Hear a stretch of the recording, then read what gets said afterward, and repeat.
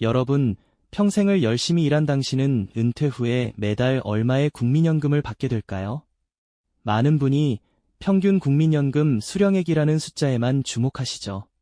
하지만 과연 그 평균값이 여러분의 안정적인 노후를 온전히 책임져 줄 수 있을까요? 통계청과 국민연금공단의 자료에 따르면 작년 기준 국민연금 수급자의 평균 월 수령액은 예상보다 훨씬 적은 수준에 머물렀죠.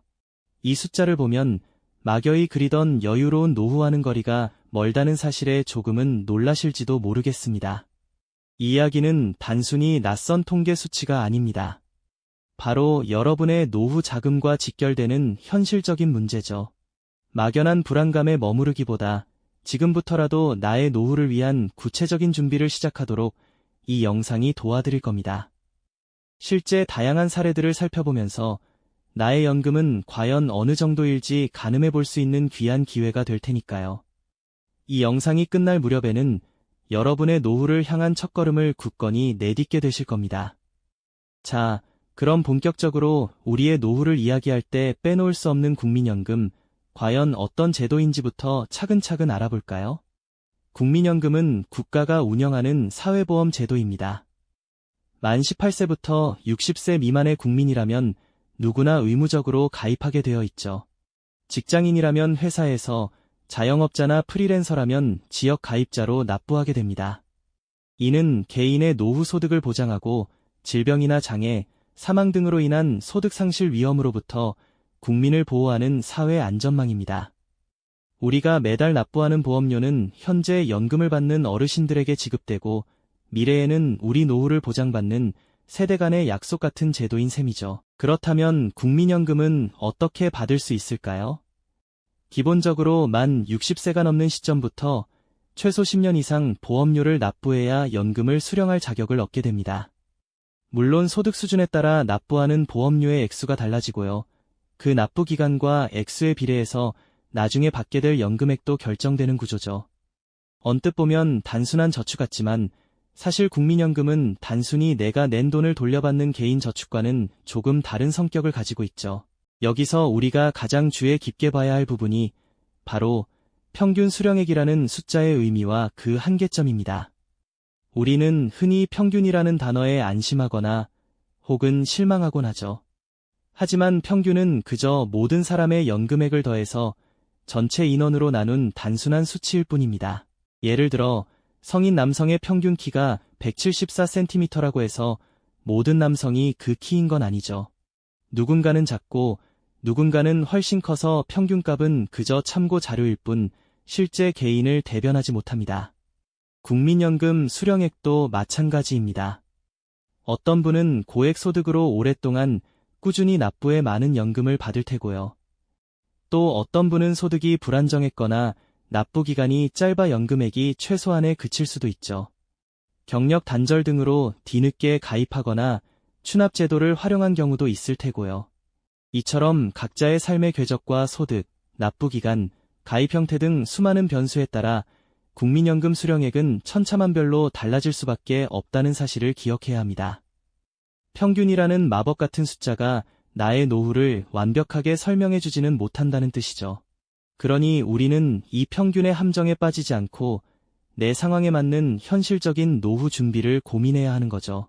이러한 점들을 염두에 두고 이제부터는 실제 다양한 삶을 살아온 사람들의 국민연금 수령액이 어떻게 달라지는지 구체적인 사례들을 통해 들여다보면서 나의 노후는 어떤 모습일지 함께 그려보는 시간을 가져볼까요?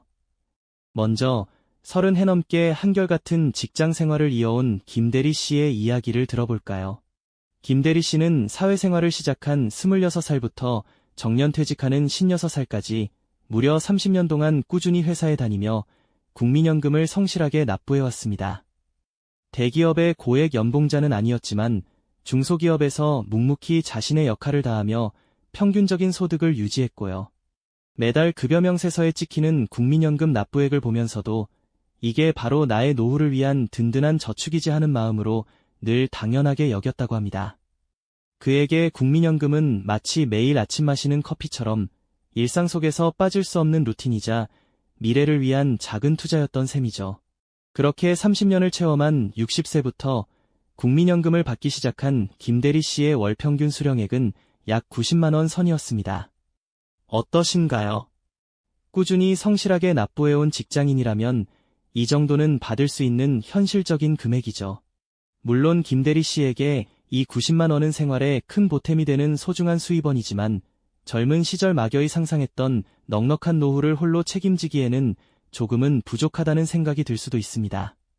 김대리 씨의 사례는 꾸준함이 연금액을 결정하는 중요한 요소임을 보여주면서도 동시에 국민연금만으로는 우리가 꿈꾸는 모든 노후를 완벽하게 채울 수는 없다는 현실적인 깨달음을 안겨줍니다. 마치 밥상에 든든한 주식은 올려주지만 맛있는 반찬까지는 책임지지 못하는 것과 같다고 할까요? 다음으로는 소득 변동이 유독 심했던 자영업자 박 사장님의 국민연금 스토리를 들여다보겠습니다. 박 사장님은 한때는 가게가 너무 잘 돼서 월 매출이 하늘을 찌를 듯했지만 또 어떤 해에는 경기가 어려워 직원 월급 주기도 빠듯했던 그야말로 롤러코스터 같은 사업 인생을 살아오셨습니다. 이렇게 소득이 들쑥날쑥하다 보니 국민연금 납부도 쉽지 않은 순간들이 많았다고 해요. 하지만 박 사장님은 노후 준비의 중요성을 일찍부터 깨닫고 어려운 상황 속에서도 국민연금을 포기하지 않았습니다.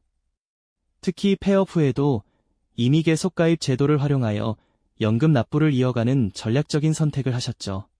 그렇게 25년 가까이 가입 기간을 채운 박 사장님의 월 평균 수령액은 약 75만 원이었습니다. 김대리 씨의 사례보다는 조금 적지만 소득이 불안정했던 자영업자로서 꾸준히 노력하여 이 정도의 연금액을 확보했다는 것은 분명 의미 있는 결과라고 할 수 있습니다. 박 사장님의 이야기는 우리에게 중요한 교훈을 줍니다. 소득이 일정하지 않아도 국민연금 제도를 잘 이해하고 전략적으로 활용한다면 충분히 노후의 든든한 울타리를 만들 수 있다는 것이죠. 마치 험난한 파도 속에서도 침착하게 방향을 조절하며 항해를 이어가는 선장처럼 박 사장님은 자신의 노후를 위한 묘수를 찾아냈던 겁니다. 이제 마지막으로 높은 소득으로 꾸준히 국민연금 최대 보험료를 납부해온 이 부장님의 연금 성적표를 살펴볼 차례입니다.